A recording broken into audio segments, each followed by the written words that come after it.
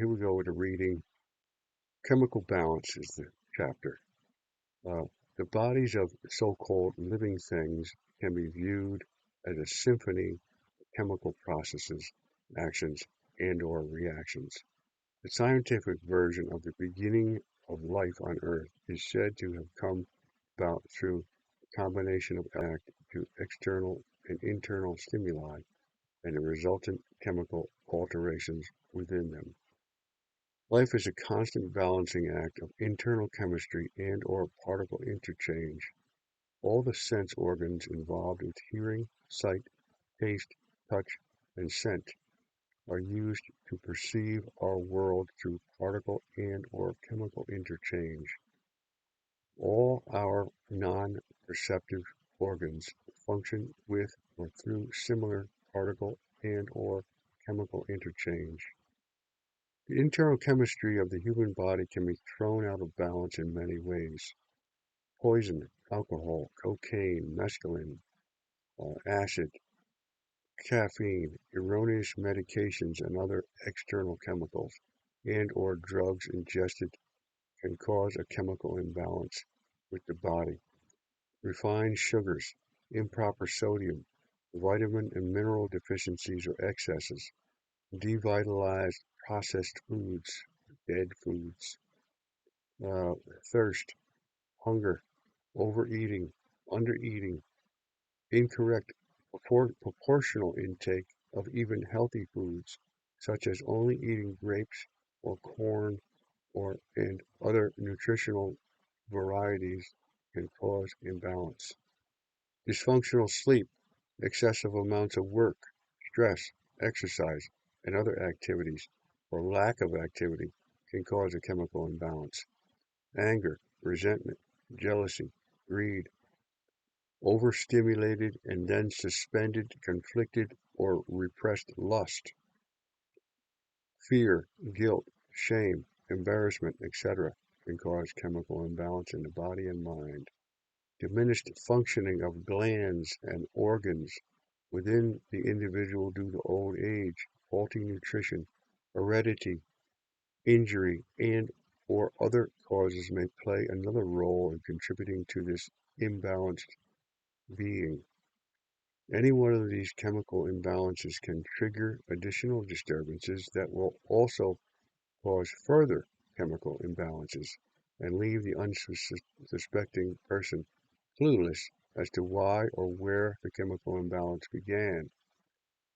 I have an example of crashing from sugar, alcohol, or addictive drugs may promote anger, which may lead to actions that cause guilt, which may lead to depression, which may lead back to the sugar or addictive drugs. You get in a little vicious cycle, a whole bunch of old cascade or circular negative chemistry uh, continues to loop around until you're back to the becoming dependent on getting back on the drug again or alcohol or whatever it is, or activity. When a human is incapable or unaware of a chemical imbalance within, there is often a substitute for balance that is likely to cause more problems. Chemical imbalance can become so ingrained and familiar in the body and mind that we feel as though the imbalance is the way things are supposed to be.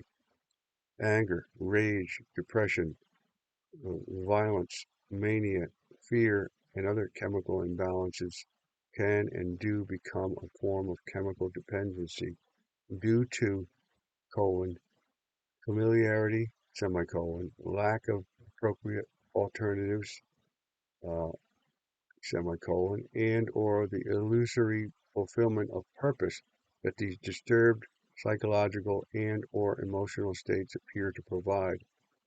As when I wanted to be light heavyweight champion of the world, so I had this goal in mind. I had a goal of being, some version of famous, and I was willing to go through all kinds of negative chemistry, violence and anger, and working out and training and suffering and enduring all kinds of things to achieve this goal. Uh, so, and I thought I thought I was living the right life by living in violence, living in aggression, living in training, living in abusing my body or banging a heavy bag or banging somebody else or getting banged in the head or body from someone else. Um, so yeah, so that's just examples. They can become all this anger, rage, depression, mania, fear, and other chemical balances can and do become a form of chemical dependency due to familiarity. You get familiar with the feeling of rage or anger or lust or greed so you get so familiar with it, you think that's the way life is. Or maybe you were trained to do that, trained in that from birth. Your parent or one of your parents or both thought that you should act and behave in a certain way, and you should be angry and you should fight back, or you should, you know, be jealous or insecure or fearful or certain people, places, things, or activities. With the lack of appropriate alternatives and or the illusory fulfillment of purpose, because rooting for, again, the purpose. I had a purpose of being a light heavyweight champion of the world. I also get tangled up in watching my favorite American football team uh, to who's gonna win the Super Bowl. I get caught up in rooting for that team, and then when my team doesn't win, or loses, I get angry or I get frustrated. But when they win, I feel some version of euphoria. I feel some kind of high. But all those ups and downs, all that roller coaster ride is I consider that both of them are being chemical imbalances. You're high one time, you're too high, unnaturally high, and then you're unnaturally low. Some of us learn to substitute greed, anger, competition, gossip, lust, jealousy, alcohol, drugs, power, fame, etc., for loving harmony, which can cause deeper and or chronic hungers within. Satisfying these perverse hungers provides what appears to be a sense of purpose or meaning in the life of the individual. These perversities appear to be more powerful than emptiness. Yeah, if you're feeling bored or you're feeling empty, then even anger and resentment and violence or greed or pursuit of some uh, disturbed goal in life can appear more meaningful than emptiness. Um, that often happens when you're sexually dissipated, drained yourself of all your energy, or you got a hangover from alcohol, or you're withdrawing from heroin, or you're overworked, uh, didn't sleep properly, didn't live properly, so you feel empty, and then you want to find some kind of thing. Medications that treat the symptoms may have a place in the lives of individuals who are unwilling or incapable of changing their lifestyle or habits, or in cases of glandular failure. But medicating symptoms is no legitimate resting place for society's research and the evolution of humanity. So just medicating a symptom. If I drink too much coffee and I get all wound up and nervous and neurotic because I'm all fucking whacked out on caffeine, and went to a psychiatrist. Um, Psychiatrist may take some blood samples and find out that I'm whacked out and nervous because I've got too much adrenaline running through my system, and may prescribe some medication to counterbalance the excess of caffeine. So now I've got to, and then I suppose that same medication that counteracts the caffeine would rob you of your high from the caffeine, and then you be, wanting to drink more caffeine, and then you don't realize that it was the caffeine that caused the problem. It was the hangover from drinking too much that caused the problem, or fucking too much, or eating too much, or eating junk food, or eating sugar too much, or eating fucking white flour too much, or eating dead, dried out biscuits or crackers. You're not putting all the whole foods in your system. You're not getting everything. So the just medicating symptoms is no legitimate resting place for society's research and the evolution of humanity. It may be simplistic to say, which I often say because it is simplistic and it's easy for most people to understand, but it may be simplistic to say that when you are hungry, you can eat something healthy to satisfy the hunger. When you are thirsty, you can drink something healthy like clean water to satisfy the thirst. When in fear, have faith or or escape, remove yourself or escape from the threat. When greedy, have enough, um, and realize what's enough, what's practical. When wronged, forgive. When overworked, slow down. When tired, if you can. Some of these things you might not, might be a little more difficult to do, like finding uh, clean water. Some people don't have access to clean water, so they got to drink dirty water, and they got to do the best they can. But boiling or hanging in the sunshine or killing the bacteria in the funky water, that's the only water they have. If you're tied to a job and you can't get out of it, you can't slow down, then you either have to find another job or you have to find a way to be at peace, find your love center, and move about doing your job and keep your job. Um, and when you're wronged, forgive. It's very important to keep that moving, keep forgiving, finding ways to forgive others and be forgiven for whether you're making amends to get rid of the chemical imbalances. Um, um, when troubled by the burden of living with disturbed memories, secrets, or skeletons of the past, tell a safe someone all these secrets and find relief. Again, by telling your secrets. When they're a secret and nobody knows, you are the subject of this secret, and it spins in your head. And each time it comes into your consciousness, you feel disturbed, and it disturbs, it stinks up your chemistry in the moment.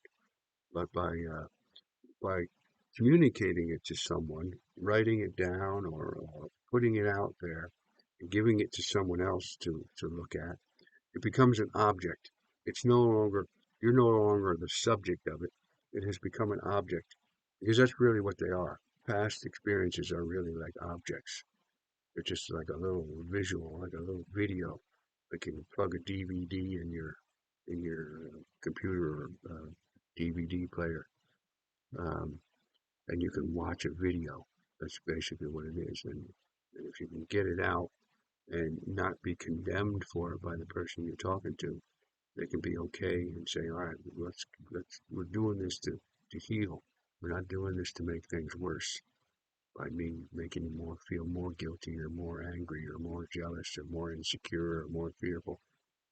Um, so uh, anyway, tell a safe someone or someone safe all these secrets and find relief by turning it into a subject, an object, or a subject. You don't want to objectify or be the object of this. You want to make it more subjective. When we are ensnared by negative psychological, emotional, and/or euphoria of harmonious love and peace, it's like maybe a Muslim who's conditioned to be a terrorist, conditioned to fight and kill others, and that's their goal in life. That's their purpose in life, is to be violent. Or a psychopath that's been trained by an alcoholic father who beat them and abused them. That's all they know. But there is other ways for everyone. There's no it's whatever's in your mind and whatever psychopath. That's something psycho. it's something from the brain. But in the love, that's love thing. That's a different. That's detachment from here.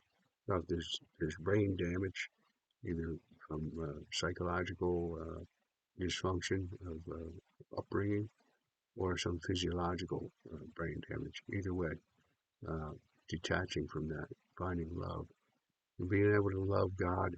Again, to love God, see God everywhere, see God in the omniverse, see God omniversally, see that the omniverse, even if God doesn't exist, but I'm one who believes that God does exist, but if God doesn't exist, there's still an omniverse out here. There's still everything.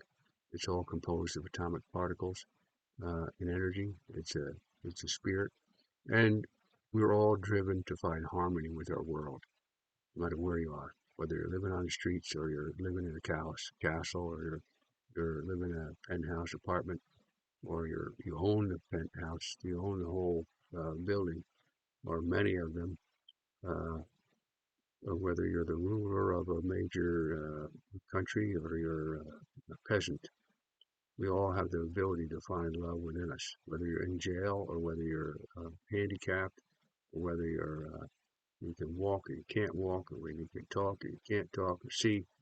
Uh, as long as you're breathing, you have the ability to find your love center and find harmony in your world, our world, with everything around you.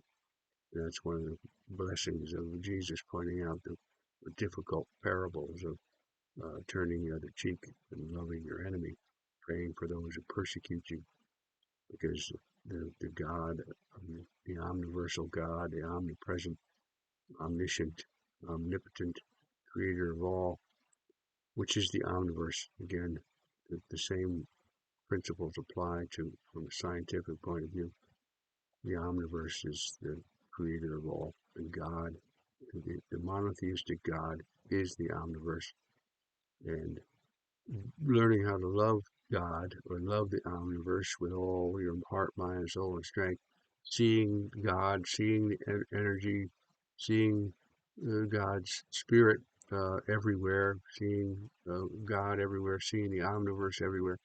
Every part of you and every part of everything around you is uh, uh, this this energy. This energy equals mass times the speed of light squared. Scientific uh, formula. Finding out how much energy is in a certain any particular type of mass. This mouse has X amount of energy in it. Uh, this phone, this book, um, they all have a certain amount of energy according to the scientific things. And I go in according to the biblical things too, that the Spirit of God is everywhere, um, omnipresent. So that means everywhere. So the monotheistic God is the omniverse. And finding harmony with the omniverse or God is our intuitive, we're driven, instinctively driven towards harmony with that world. Again, if you hold your breath, you'll find out that there's a being within you, that the Spirit of God or is the spirit of your animal within you will prevent you from holding your breath too long and continuously remind you to breathe. To my little joke is to shut the fuck up and love and be okay. Find harmony with your world because that's what you've been driven to do since birth. So do what it takes to find love and harmony. Some things may appear more valuable and more interesting at the moment, but they always end up uh, collapsing into some version of hell. Uh, Love does not. So uh, when we are ensnared by a negative psychological, emotional, and/or physiological association with an imbalanced or unbalanced human condition as the only condition that we are familiar with, there are many ways to break these cycles and start living free in the euphoria, harmonious love, and peace. Harmonious loving union with the omniversal God is the standard of chemical balance. When a human is not in this euphoric condition, they are said to be chemically imbalanced. This entire natural and or spiritual evolutionary history, or the entire natural and or spiritual evolutionary history of humanity is a search or drive for harmonious loving union with all. The search for truth is also a search for harmony. If we hold harmonious loving union with the omniverse or loving God with all our faculties as the inherent chemically balanced state and natural ideal that it is, then we will know when we are imbalanced, and we will want to return to this balanced state whenever we are out of it. Whenever we're out of harmony, we're going to know better. We're going to realize, hey, I was in harmony before. Like me smoking crack. I got a temporary little window of harmony. Like, oh my God, I feel love. I found my love. Oh my God. And then I fall out of it. I immediately trying to find the method to way back. But it always ends up to being worse. 2, 3, 4, 5 days later, uh, I was in some actual living hell, hearing voices and losing my, was it self-induced mental illness, self-induced insanity. I might have been normal before I started using the drug, but once I started, I became progressively further and further out into insanity and mental illness, spiritual illness, even physiological illness. When omniversal love and harmony, or loving God with all our faculties, is our guide to living, which is, once you start learning to love and you get into the love thing, then it becomes a guide, and you start to recognize what you are doing that is causing disharmony, and what others are doing that are causing disharmony, and you start to understand that this is. You start to see that there are people lost on the path, or they're not even on the path. They're doing other things. It's a narrow gate. This path of love is the narrow gate that Jesus was talking about. I think even Buddha, when he's talking about attaining nirvana, is achieving this loving harmony with your world. And once you get on that path, you start to see, start to know what's the best way to live and what's the wrong way to live. And if you're interested in the path of love, which maybe some people are not, they're happy with their lives they're living. But if you're interested in the path of love, and you're interested in getting out of hell, there's a wide variety of different hells to go on, but there's one narrow path of love, and that narrow path is for me. That's the path I have chosen. I'm no longer interested in going down. I still have being sidetracked in diversions that I know are going to generate hell, but I'm working to resolve those and move primarily and solely into loving God in all things, everywhere, including every part of me. So loving every part of me and loving every part of everything, wherever I am, um, and remaining in love 24 hours a day. Every time, even in my dreams, I want to dream loving dreams. If I'm not dreaming loving dreams, I have to find out why and try to change that around. Uh, So if we hold harmonious loving union with the omniverse, or loving God with all our faculties as the inherent chemically balanced state and natural ideal that it is, then we will know when we are imbalanced, and we will want to return to this balanced state whenever we are out of it. When omniversal love and harmony, or loving God with all our faculties, is our guide to living, we will be interested in the psychological and or spiritual principles outlined here or by Jesus, Buddha, Krishna, and others. Not only, or I can't, I'm going to say Freud and Jung and a couple other, some of the key psychologists of our day. But I'm not gonna do that because there's a purity in Jesus' message and Buddha and Krishna.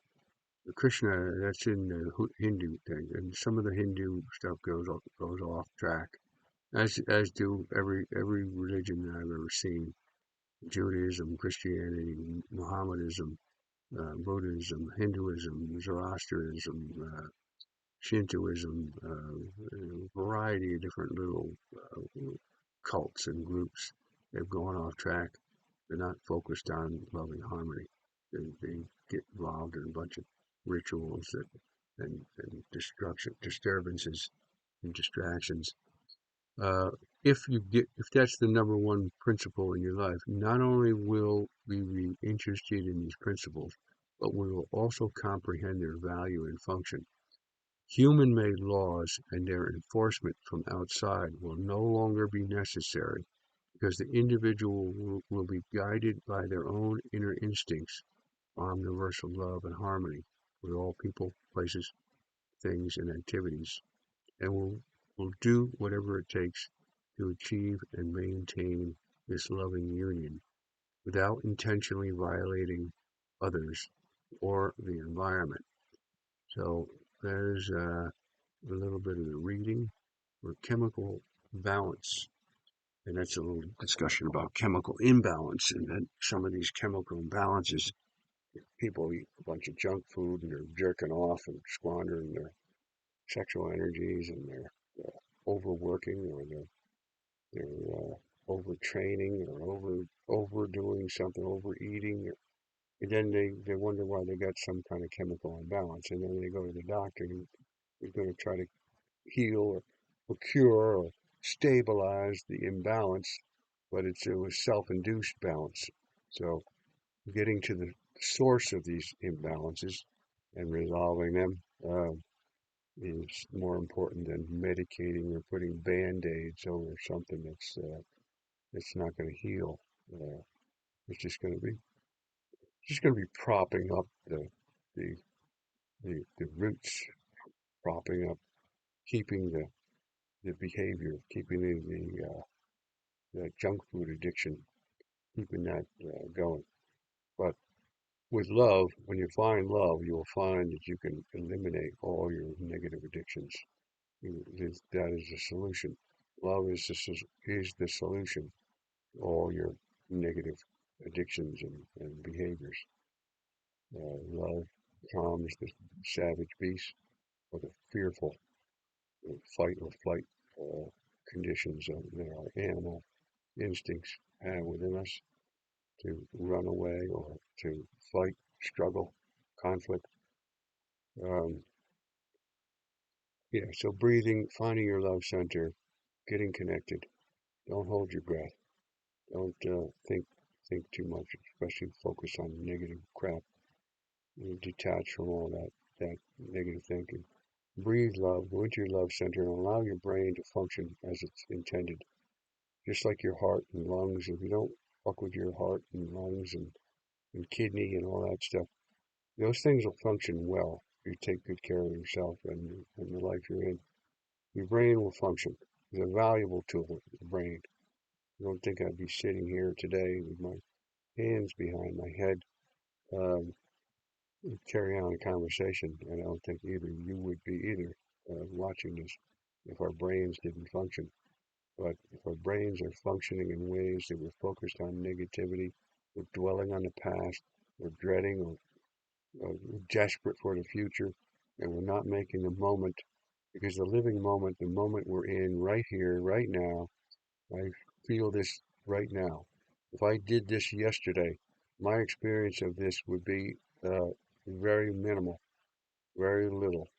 But because I'm doing it right now, while I'm doing it right now, I can feel my fingertips much better than I did yesterday or tomorrow.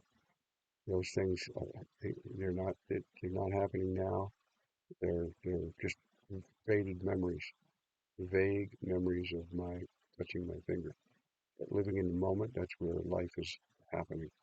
That's where love is happening. And when you love, you drop out of your head, because the head is involved primarily of the past and the future, and organizing and manipulating and making sure the negative of the past doesn't happen again and in the future, uh, and trying to recreate.